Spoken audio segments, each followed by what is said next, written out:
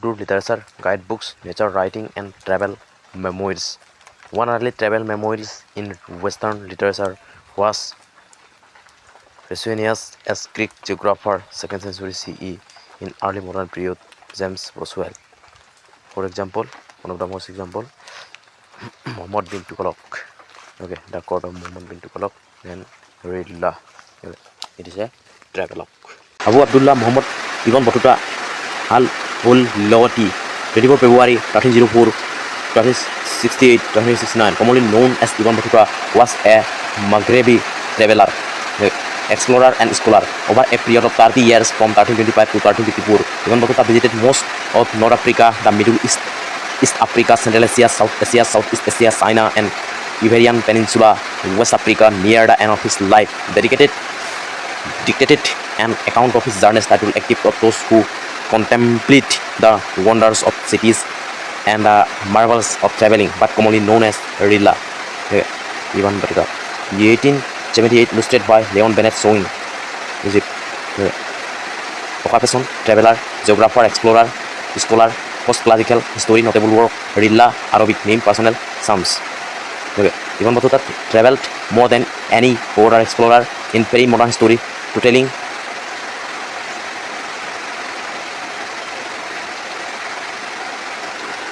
September, October 1325. At very top is invocation to God Vilu, which is a large to Gra with the ruler's name and titles carry collection. Muhammad ascended to Delhi throne upon his father's death 1325. Accounts by visitors of Sultan Muhammad describes him as an inhuman, eccentric, with bizarre. The Sultan is said to have ordered to massacre of all inhabitants of the city of Konous. He also known as the wild police swines. Mohammad bin Tughluq had an interest of medicine. He was also skilled in several languages: Persian, Hindi, Arabic, Sanskrit, Turkic. Ibn Battuta, the famous traveler, jurist of Morocco, wrote his book about this time. Early life. Mohammad bin Tughluq was born at Ghat al-Din Tughluq, who founded the Tughluq dynasty. After taking control of the Delhi Sultan, he also known as the Prince Thaq Malik Jona Khan or Ulugh Khan. Jona Khan remarked that he was bound to all Indians by ties of blood. The Delhi Sultan under Mohammad bin Tughluq in 1327, Tughluq ordered to move his capital from Delhi to Daulatabad, also known as Devagiri in present-day Maharashtra, in the Deccan region of India. Mohammad bin Tughluq himself had spent a number of years as a prince on campaign in the southern states. During the reign of his father, Daulatabad was also situated at a central place, so the administration of both the north and the south could be possible. These elite colonists from Delhi were Urdu speakers who carried the Urdu language to the Deccan plateau. These immigrants included Hassan Gangu, a celebrated general who would later found the permanent empire. All facilities were provided for those who were required to migrate to Daulatabad. It is believed that the general public of Delhi was not in favor of shifting the base to Daulatabad. A broad road was constructed for conveyance. Trees were planted on both sides of the road.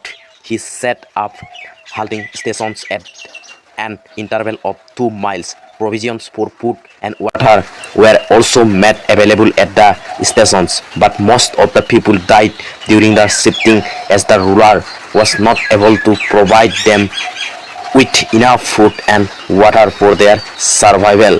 Tughluq established a khanqa at each of the stations where at least one Sufi saint was stationed. A regular postal service was established between Delhi and Daulatabad in 1329. His mother also went to Daulatabad accompanied by the nobles. By around the same year, Tughluq summoned all the slaves, nobles, servants, ulema, Sufis to the new capital. The new capital was divided into wards called Mohalla. with separate quarters for different peoples, like soldiers, poets, judges, and nobles. Grants were also given by Tughluq to the immigrants, even though the citizens migrated, they showed dissent. According to Ibn Battuka's accounts, the reason for the transfer of the capital was that Tughluq shifted the capital for protection from Mongol and Afghan invasion, which was later confirmed by historian Garner Brown.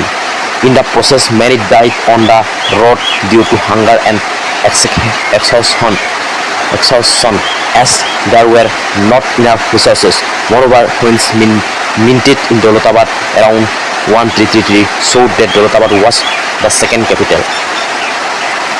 In 1334, there was a rebellion in Mawar led by the North Indian Muslim soldier Jalauddin Hasan Khan Khaitali, a native of Khaital in North India, who founded the Madurai Sultanate.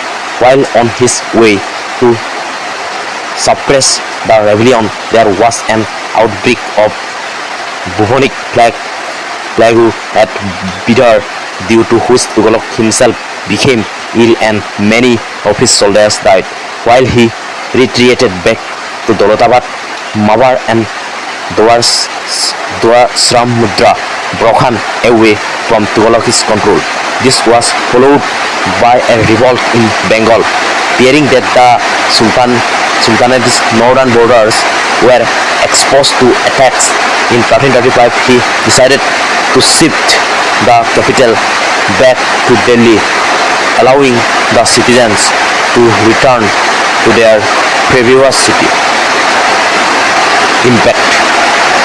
While most of the medieval historians, including Barani and Ibn Battuta, tend to have implied that Delhi was entirely emptied, as is famously mentioned by Barani that not a dog or cat was left. It is generally believed that this is just an exaggeration. Such exaggerated accounts simply imply that Delhi suffered a downfall in its stature and trade.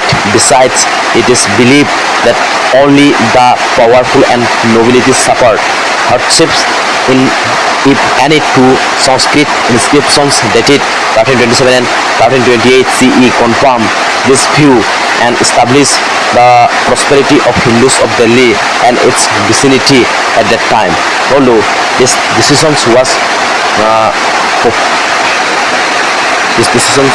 was unpopular among the Muslims alike. One impact of this decision was that Islamic rule in Deccan lasted centuries longer than Delhi's own unstable authority over the south. If not for Tughluq's creation of a Muslim elite at Dawlatabad, there would have been two stable Muslim power like the Brahmani Sultanate to shake the rising power of the